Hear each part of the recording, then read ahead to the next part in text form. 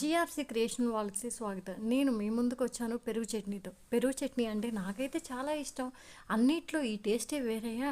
అటు వడలోకి కానీ ఇటు అన్నంలోకి కానీ చాలా బాగుంటుంది. చాలా అంటే చాలా బాగుంటుంది. ఇప్పుడు మనం కొంచెం పుల్లగా ఉండే పెరుగు తీసుకుందాము. దీంట్లోకి పచ్చిమిర్చి, ఉల్లిపాయ, క్యారెట్ తురుము, వెల్లుల్లి, కరివేపాకు, కొత్తిమీర, పుదీనా, అల్లం ముక్కలు ఇలా మనకి నచ్చినట్టు ఏముంటే అవి వేసేసుకోవచ్చు.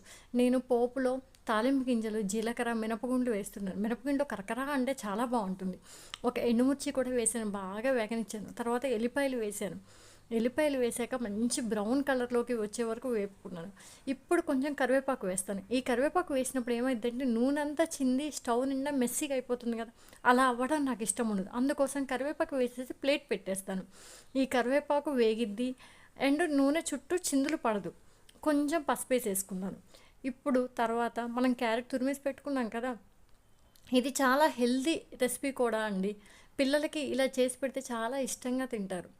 ఇప్పుడు మనం దీన్ని పెరుగులోకి ట్రాన్స్ఫర్ చేసేసుకున్నాము. ట్రాన్స్ఫర్ చేసుకొని కొంచెం ఉప్పు, కొంచెం సన్నగా తగిన పచ్చిమిర్చి, కొంచెం క్యారెట్ తురుము, సన్న పచ్చుల్లిపాయ, కొంచెం కొత్తిమీర, ఇష్టపడేవాళ్ళు కొంచెం పుదీనా, ఇంకా ఇష్టం అనుకునేవాడు కొంచెం అల్లం ముక్కలు కూడా వేసుకోవచ్చండి.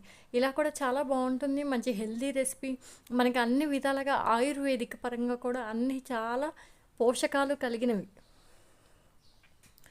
చూశారు కదా మన పెరుగు చట్నీ ఎలా ఉందో. నాకైతే చాలా ఇష్టం ఈ పెరుగు చట్నీ.